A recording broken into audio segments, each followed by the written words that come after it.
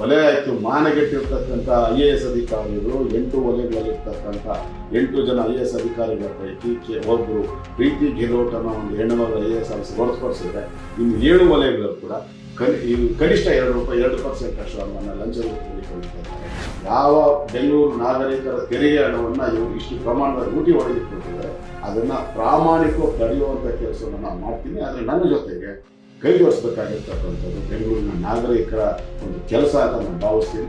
ಇದೆಲ್ಲ ಬರೀ ಕೇವಲ NR ರಮೇಶ್ ಒಬ್ಬರ ಹೋರಾಟ ಅಲ್ಲ.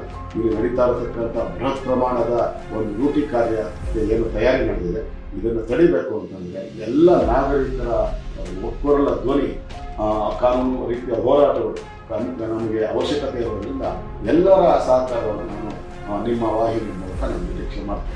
ಜನರು ಎಚ್ಚೆತ್ಕೋಬೇಕು, ಜನರು ಜಾಗರೂಕರಾಗಬೇಕು. ಯಾಕಂದರೆ ಜನರಲ್ಲಿ ಹೋರಾಟದ ಮನೋಭಾವ ಮುಂಚಿನ ಹಾಗೆ ಇಲ್ಲ. ಇವತ್ತು ತಾವಾದರೂ ತಮ್ಮ ಕೆಲಸ